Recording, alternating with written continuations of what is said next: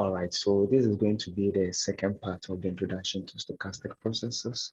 And in this tutorial, I want to consider some properties of random processes, okay?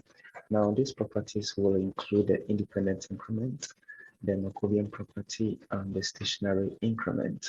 So let's take a look at the first property, which is the independent increment. So what is a process with independent increment?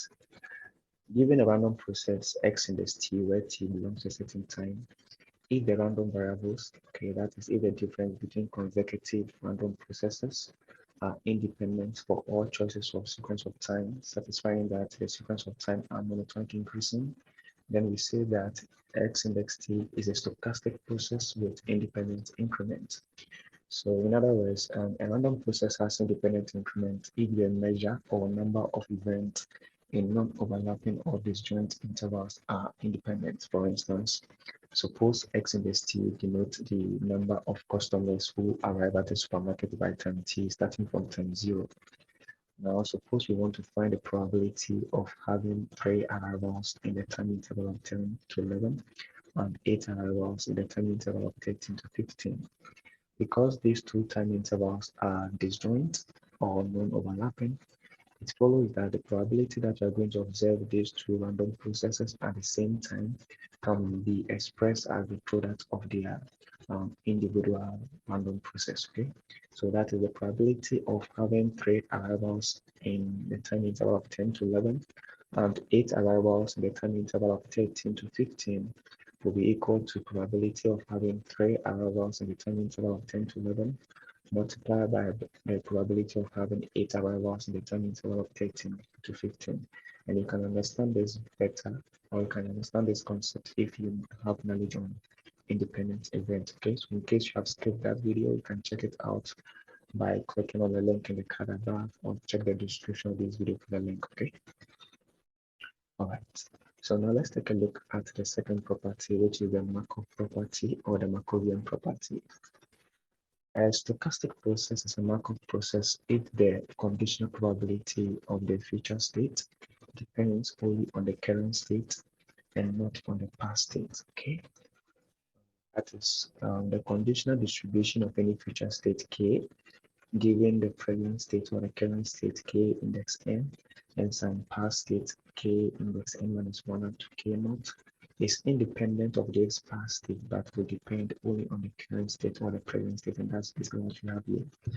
So in other words, if a stochastic process has the Markovian property, then given the present state, the past states are not relevant or needed to predict the future state. Okay. Now this property has some important applications in real life.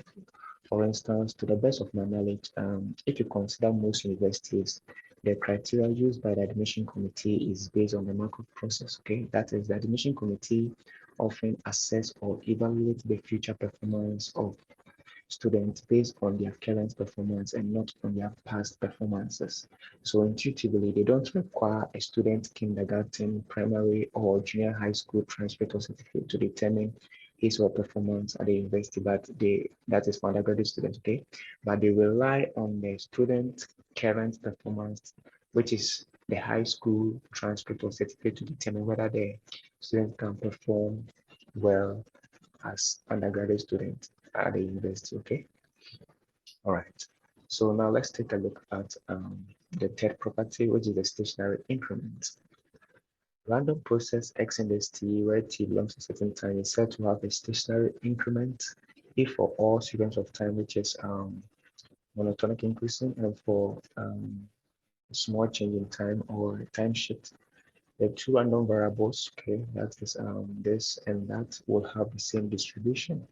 So that is the distribution of the difference of this process, and this process will only depend on the length of the interval and not on the exact location of the interval. For instance, in our previous example, the number of arrivals in this time interval, and assume there's a shift in time in this time interval, will depend only on the length of the interval. So once you take the difference between this, obtain that. Once you take the difference, also obtain that. Okay, because this one will cancel this one, this will cancel this one, so obtain this and this. So once you take the difference between this, when there's a shift in time and this, it will only depend on the length of the interval and not on the exact location of the interval. Okay, so in other words, we can say that a time shift will not change the statistical properties of the random process. All right.